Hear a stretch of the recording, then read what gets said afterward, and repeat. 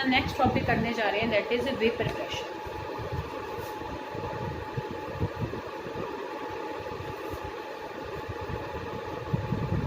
Vapour pressure को basically हम एक लॉ के लिए आगे करेंगे कि इसी में ही हम एक लॉ करेंगे, दैट इज रॉल्स लॉ। तो रॉल्स लॉ एक बहुत इंपॉर्टेंट टॉपिक है इस यूनिट का, उससे हम आगे उसको थोड़ा डिटेल में कई चीज़ों में लेके जाएंगे। तो पहले हम वेपर प्रेशर करेंगे और रॉल्स लॉ की जस्ट आज डेफिनेशन समझेंगे, फिर उसके डिटेल में, क्योंकि वो सारा एक साथ में कराना चाह रही हूँ, आज भी करेंगे तो बहुत ज़्यादा हो जाएगा। तो कल हम रॉल्स लॉ की जितनी भी डिटेल है सारा टॉपिक एक साथ करेंगे, आज जस्ट हम उसकी डेफिनेशन तक करेंगे, ठीक है। मीन्स कि हम एक तरीके से पेज नंबर 10 तक हमारा काम कंप्लीट हो जाएगा नोट्स के हिसाब से मिलेगा, ठीक है। चलो, तो अब देखो वेपर प्रेशर क्या होता है, ये वैसे 11th में भी कर रखा है।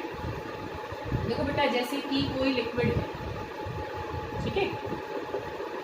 अब देखो तो तुम्हें पता है कि चाहे कोई भी टेम्परेचर हो, लिक्विड में से क्या है, ऐसे थोड़ी थोड़ी थोड़ी ऐसे वेपर्स निकलती है, ये वेपर्स निकलते हैं।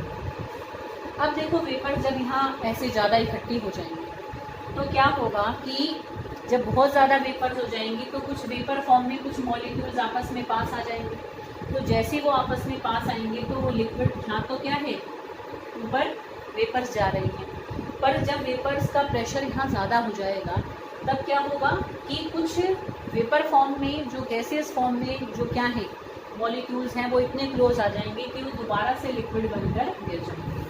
तो एक इक्विलिब्रियम स्टेट बन जाएगी कि जिस रेट से वेपर्स ऊपर जा रहे होंगे उसी रेट से ही वेपर्स लिक्विड बनकर नीचे भी गिर रही होंगी।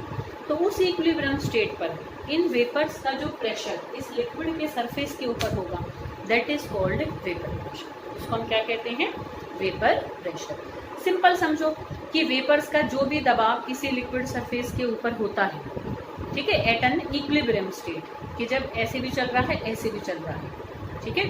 तो वेपर्स का जो दबाव लिक्विड के सरफेस के ऊपर होता है वही दबाव क्या कहलाता है, वेपर प्रेशर कहलाता है। वेपर ने जो प्रेशर क्रिएट करा हो वेपर प्रेशर, ठीक है बेटा।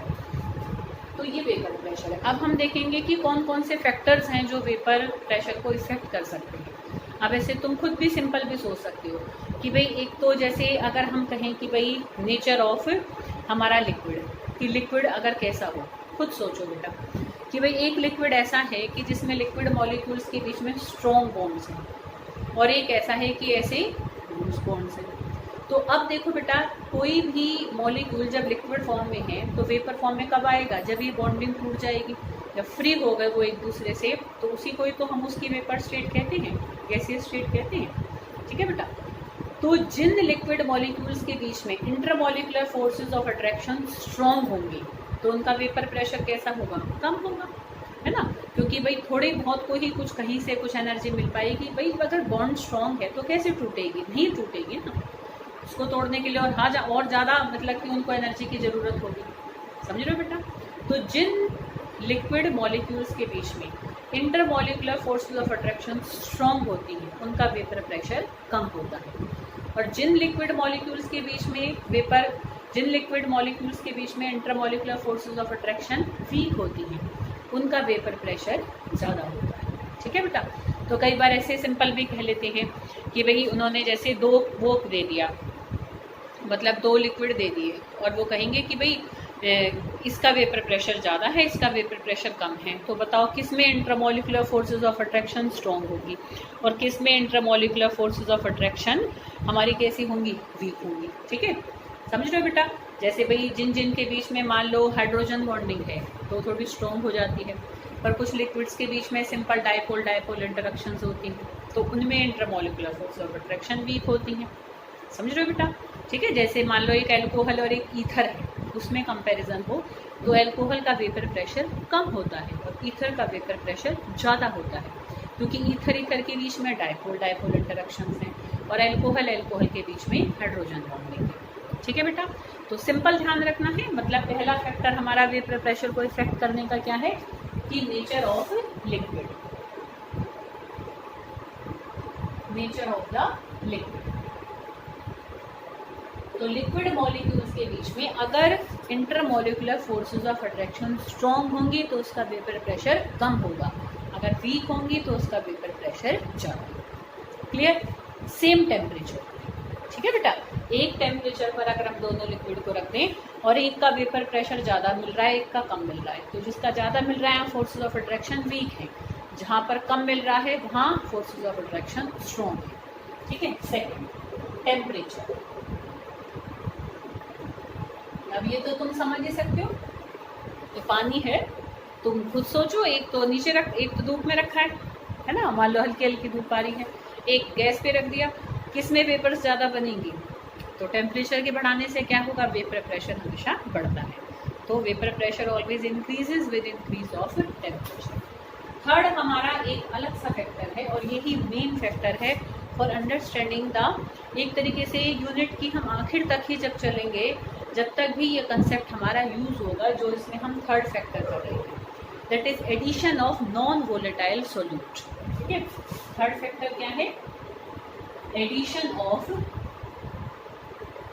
Non volatile solute. ये क्या है?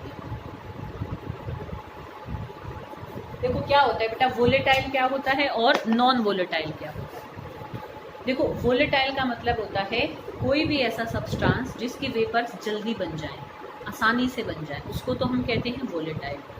और जिसकी वेपर्स आसानी से ना बने, मतलब बहुत ही ज़्यादा हाई टेम्परेचर पर जाकर कोई वेपर फॉर्म में कन्वर्ट हो रहा है, तो उसको हम नॉन वोलेटाइल कहते हैं। जैसे कि पत्थर है, उसमें से दिखते हैं कभी वेपर निकलते हुए? नहीं ना, वो तो कोई पानी वानी लग रहा है उसका अलग बात है, एक सूखा पत्थर है तो उसमें से नहीं निकलेंगी। ठीक है, मतलब उसको अगर इन केस हमें गैसेस फॉर्म में चेंज करना है तो we have to give it very very very high temperature. ठीक है ना बेटा, तो वो केस किस कैटेगरी में आएगा? Non volatile. नमक भी किस कैटेगरी में आता है? नमक भी इतनी जल्दी से वेपर फॉर्म में कन्वर्ट नहीं होता, तो वो भी कैसा होता है? Non volatile. ये फर्क याद रखना बेटा। ठीक है, कि वोलेटाइल क्या होते हैं? जो वेपर फॉर्म में आसानी से आ जाते हैं, और नॉन वोलेटाइल क्या होते हैं? जो वेपर फॉर्म में आसानी से नहीं आ पाते। ठीक है बेटा, तो अब देखो कि हमारे पास दो लिक्विड हैं, मतलब मैंने 100 ml पानी ले लिया यहाँ पर खाली, यहाँ पर भी पहले 100 ml पानी लिया और उसमें मैंने थोड़ा सा नमक मिला दिया। ठीक है, अब दोनों को सेम टेम्परेचर पे रखा हुआ है, तो इसका वेपर प्रेशर ज़्यादा होगा कि इसका वेपर प्रेशर ज़्यादा होगा? दोनों में ही वेपर्स बन किसकी रही हैं? पानी की, क्योंकि पानी ही वोलेटाइल है, पानी की वेपर आसानी से बन जाएगी। पर जो नमक है वो कैसा है? यहाँ पर एक नॉन वोलेटाइल सोल्यूट है। ठीक है, नॉन वोलेटाइल सोल्यूट मतलब ऐसा सोल्यूट जो वेपर फॉर्म में कन्वर्ट नहीं हो रहा है, ऐसे ही मानकर चलो, क्योंकि जितना भी हम देंगे उसमें नमक की वेपर नहीं बनने वाली। ठीक है बेटा, तो खाली पानी का वेपर प्रेशर ज़्यादा होगा कि ऐसा पानी जिसमें नमक मिला दिया उसका वेपर प्रेशर ज़्यादा होगा? ठीक है, सोचना, तुमने कुछ सोचा होगा, अब जो मैं बोलूँगी आंसर को मिलाना। ठीक है बेटा, तो खाली पानी का वेपर प्रेशर ज़्यादा होगा, है ना? समझ रहे हो क्यों? क्योंकि देखो बेटा, यहाँ पर पानी को वेपर फॉर्म में आने में कोई रुकावट नहीं थी, खाली पानी है, अपनी बॉन्ड टूट रही है और ऊपर जाए जा रहा है। पर यहाँ पर भाई अब ये मान लो वाटर का मॉलिक्यूल ऊपर जाना चाह रहा है, पर उसको रास्ते में कौन रोक रहे हैं? जगह जगह तो नमक के पार्टिकल आए पड़े हैं, तो अब उसका रास्ता रुक गया ना, उसको अब कम जगह मिल रही है, घूम के यहाँ से निकल के बच के जाएगा उससे। समझ रहे बेटा? तो नॉन वोलेटाइल सोल्यूट पार्टिकल क्या करेंगे? जो गोइंग आउट वेपर्स हैं उनके रास्ते में हिंड्रेंस पैदा करेंगे, रुकावटें पैदा करेंगे और उनको आसानी से नहीं जाने देंगे। तो सेम टेम्परेचर पर अगर मैं प्योर लिक्विड को लूँ और liquid having non volatile solute को लूँ, तो प्योर लिक्विड का वेपर प्रेशर ज़्यादा होता है और liquid having non volatile solute का वेपर प्रेशर कम होता है। तो addition of non volatile solute always decreases the vapour pressure of a liquid. Clear बेटा? ये इस कंसेप्ट को हम यूज करने वाले हैं, आगे ध्यान रखना। ठीक है बेटा, तो ये हमने देखा। तो अब ये सब करने के बाद हम रॉल्ड्स लॉ करेंगे, तो आज जस्ट हम उसकी डेफिनेशन देख लेते हैं। तो रॉल्ड्स लॉ देखो एक मैथमेटिकल ही, हम बेसिकली ग्राफिकली भी इसको देखेंगे।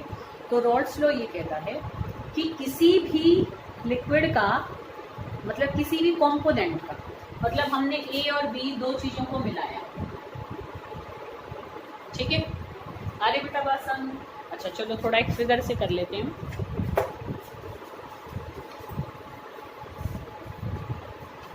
ठीक है, देखो जैसे मान लो एक बर्तन में यहाँ पर हमने खाली A लिया, एक और बर्तन लिया उसमें खाली क्या है, B है, ठीक है। दो लिक्विड को भी तो मिला सकते हैं, और एक बर्तन में हमने क्या ले लिया, A और B, इन दोनों को मिला दिया, ठीक है। तो यहाँ प्योर स्टेट में A का जो भी वेपर प्रेशर है बराबर बराबर लिया और दोनों को ही हमने इसमें मिला दिया, ठीक है बेटा। तो A का प्योर स्टेट में जो वेपर प्रेशर है उसको हम रिप्रेजेंट करेंगे P नॉट A से, नॉट लगाएंगे प्योर स्टेट के लिए। B का जो प्योर स्टेट में वेपर प्रेशर है उसको रिप्रेजेंट करेंगे P नॉट B से, ठीक है। अब A का वेपर प्रेशर जब वो B के साथ है उसको हम रिप्रेजेंट करेंगे PA से।